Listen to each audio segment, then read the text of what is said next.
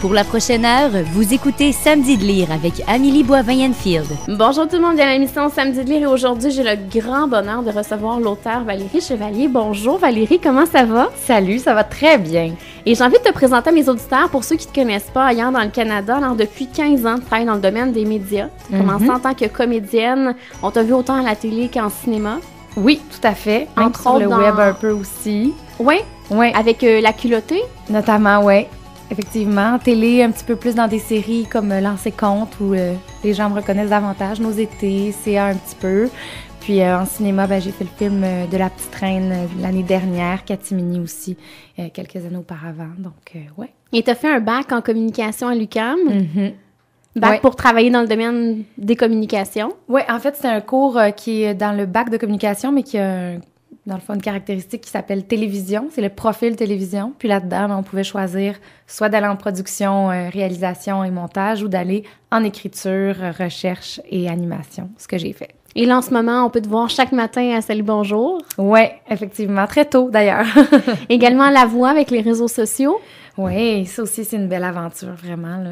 Je suis choyée en ce moment, vraiment. Ouais. Et entre ça, tu as eu le temps d'écrire un livre? Oui, à travers tout ça. Mais en fait, c'est un long processus, l'écriture. Ça a commencé il y a des années déjà, donc tout ça n'est pas arrivé en même temps, la même année non plus. Mais effectivement, le dernier peaufinage du roman s'est fait à travers ces projets-là, effectivement. Premier roman qui s'appelle Tu peux courir. Tu peux toujours courir. Tu peux toujours courir, excuse-moi. Oui, pas de problème. Oui, qui est un roman qui est vraiment léger, je pense. C'est un roman, ça se voulait une histoire facile à lire. Je voulais faire rire un peu en parlant, oui, de sujets des fois un peu plus lourds comme l'infidélité, l'amour aussi, qui est un sujet qui préoccupe tout le monde aussi. C'est pas de la préoccupation, mais ça fait partie de la vie de tout le monde à différents niveaux, amical, amoureux, sentimental. Donc, ouais, c'est un peu ça que j'aborde dans ce livre-là. Et quand je suis allée à ton lancement, j'ai rencontré des gens qui te connaissent bien, des gens du milieu, et ils me disaient que ça faisait longtemps que ça germait dans ta tête, cette idée de vouloir écrire un premier roman, là. Vraiment. Puis c'est pour ça que ça me touchait autant de voir tout ce monde-là à mon lancement pour le roman, parce que ça fait des années que j'ai commencé ce projet-là. L'idée est venue avec une copine avec qui je passais tout mon temps, d'ailleurs, à ce moment-là. J'avais 18 ans à peu près. Puis on était bien découragés d'avoir ni l'une ni l'autre un chum. Et je me souviens d'une phrase que sa mère nous avait dite. Elle avait dit, alors qu'on chiale en disant qu'on n'avait pas de chum, puis que c'était donc bien plate de pas avoir de chum à 18 ans. Puis elle nous disait, vous êtes tellement chanceuse de vous avoir l'une l'autre, profitez-en, parce que rapidement, la vie va vous ramener à l'ordre avec des responsabilités, puis un amoureux éventuellement, un travail qui va prendre du temps. Profitez de votre amitié, vous avez juste ça à faire en ce moment. Puis c'est vrai, on réalisait pas la chance qu'on avait de savoir l'une l'autre, finalement. Et c'est de là qu'est né le duo qu'on retrouve dans ton roman? Ben un peu, en fait, l'idée nous était venue à travers toutes nos activités rocambolesques de jeunes femmes d'écrire un livre ensemble. Cette idée-là était venue de co-écrire en se disant on va faire une amitié de filles comme on a nous autres, puis on va se promener dans l'esprit de chacune d'elles. Et finalement, Marie-Christine, elle est allée en journaliste, puis elle a travaillé rapidement beaucoup dans son domaine. Donc, c'est un projet qui était plus possible de faire pour elle. Mais l'idée de base nous était venue ensemble. Puis j'ai dit, moi, je pense que j'ai envie d'écrire ce roman-là, j'ai envie de le faire. Ça te dérange-tu? Elle m'a dit, ben non, vas-y, pars avec ça. Elle dit, moi, je le ferai pas, j'ai pas le temps de toute façon. Donc, si tu veux le faire, tant mieux. Puis c'est ça, c'est pour ça qu'au début, je suis partie de façon un peu plus sporadique. Je le faisais quand j'avais du temps, à travers les cours de l'université, certains tournages que je faisais déjà à l'époque comme comédienne. Puis quand j'ai fini mon baccalauréat, la vie étant ce qu'elle est, on n'a pas toujours du travail en tant que pigiste en communication. Donc, je me suis remise de façon un peu plus sérieuse à l'écriture du roman. Puis, aujourd'hui, il est là. Donc, pour répondre à ta question, oui, ces gens-là qui me suivent, ils font comme, puis ton roman à chaque année, puis ton roman, ça va bien, ça continue. Des fois, je dis, j'écris mon roman cet après-midi. Ah oui, il est pas encore fini, lui. Non, mais écoute, finalement, il est là, il est fini. Mais est-ce que Marie-Christine, en cours d'écriture, elle a lu ce que tu écrivais? Pas du tout. Marie-Christine, ça a vraiment été l'idée de base. On a tissé cette amitié-là ensemble en s'inspirant, évidemment, oui, de nos vies, mais c'était vraiment une fiction qu'on a imaginée. Tu vois, c'était deux personnages loin de nous. On chante pas. Il y a une chanteuse. La fille qui travaille dans un gym, les deux, on s'entraînait ensemble souvent, puis on s'est mis à parler des personnages à ce moment-là. C'est de là que c'est né tout ça. Mais non, Marie-Christine, on est toujours amies. On se voit de temps en temps pour un verre et tout ça, mais elle est restée très loin de ce projet-là. Puis elle était là à mon lancement, justement. Je lui ai offert une copie en disant, j'espère que ça va te plaire, tu sais, parce que finalement, il a énormément évolué depuis l'embryon d'idées qu'on avait au départ. Parlons-en un peu de l'histoire. Est-ce que tu peux un peu raconter aux auditeurs c'est quoi l'histoire de Tu peux toujours courir? Oui, ben en fait, c'est deux meilleures amies, c'est Alice et Maude. Alice qui est une fille un peu découragée de l'amour, pas découragée au mauvais sens, dans le sens où elle s'en fiche un peu. Elle a décidé après une difficile rupture à l'adolescence de mettre lâcher prise vraiment. Puis elle cherche pas l'homme de sa vie, elle cherche pas l'amour, elle se perd un peu à travers des ébats sexuels, mais jamais sentimentaux. C'est ce qu'elle dit elle-même dans le livre. Ça lui convient ça comme vie. Ses parents sont absents, elle habite toute seule. Puis sa vie, c'est beaucoup Maude et son travail dans un bistrot où elle est chanteuse. Maude, c'est le contraire. C'est une fille super émotive, super impulsive, qui a beaucoup de guts dans la vie, mais qui, devant un potentiel amoureux, elle laisse un peu tomber sa garde et devient beaucoup plus vulnérable, en fait. Et cette dualité-là entre les deux personnages devient vraiment intéressante, d'autant plus qu'elle évolue. Et les filles vont un peu échanger de place dans leur relation avec l'amour. Alice va se faire prendre à son propre jeu un peu en tombant amoureuse, en se laissant aller vers des épanchements.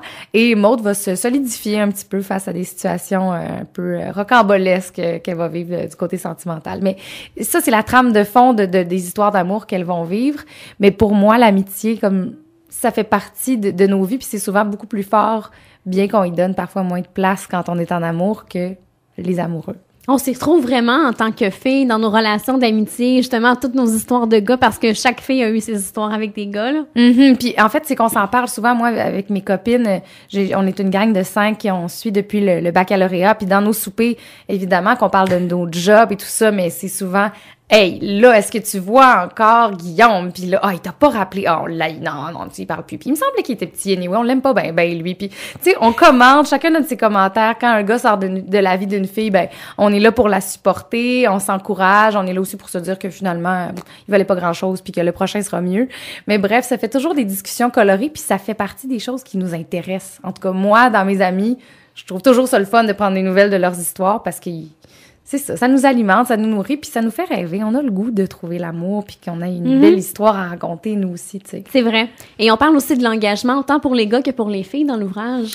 Oui, vraiment. Et là, en fait, c'est là que j'ai été touchée un petit peu au sujet de l'infidélité que je voulais aborder parce que plusieurs filles autour de moi, dont moi-même, avons été de près ou de loin mêlées à des histoires d'infidélité. Là, quand je dis mêlée, ça veut pas dire partie prenante de ça, mais tu sais, d'avoir un œil sur un gars qui est en couple ou de se faire séduire par un gars qui est justement engagé. Puis là, tu te retrouves coincé, toi étant libre, mais ayant des offres de quelqu'un qui est pas disponible. C'est arrivé dans l'autre sens aussi, des filles qui étaient en couple qui m'ont dit, là, je capote, j'ai un autre gars en tête, qu'est-ce que je fais? J'aime mon chat, mais je sais pas. Tu sais, c'est des questions qui nous arrivent d'autant plus, je pense, à notre génération, qui avons beaucoup besoin de toujours être alimentés, de toujours avoir de la nouveauté. On a accès à tout, on change vite on stanne vite de vêtements, tu sais, les téléséries, on stanne vite, on regarde du web parce que ça va rapidement. On a besoin d'être je vais dire challenger en anglais, là, on a besoin de nouveaux défis tout le temps. Donc, c'est sûr que des relations à très, très long terme, comme nos parents ou nos grands-parents avaient,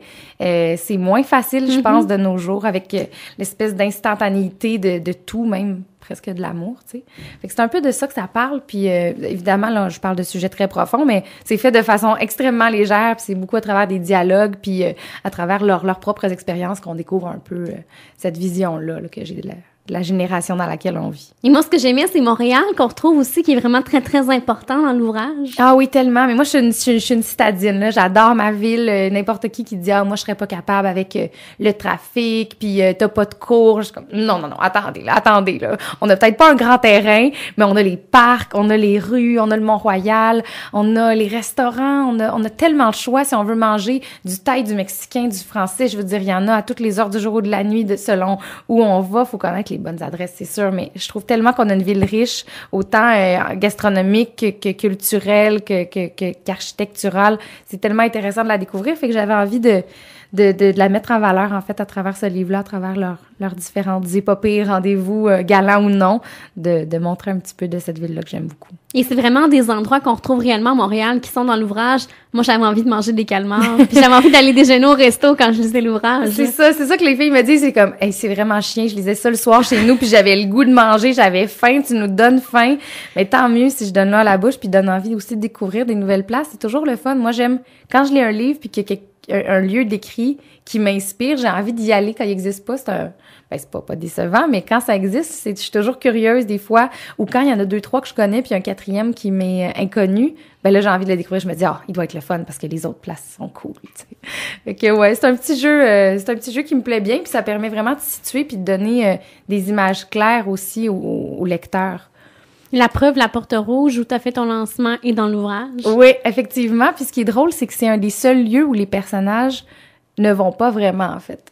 C'est un lieu qui est évoqué, puis il est très important pour un des 2 personnages, mais c'est pas un des endroits où ils se rendent. Je trouvais ça amusant d'aller faire le lancement là, effectivement, puis c'était tout désigné pour l'occasion. C'était vraiment une chouette soirée, d'ailleurs, ce lancement-là. Si tu me permets, Valérie, on s'arrête et on continue de parler de ton premier roman.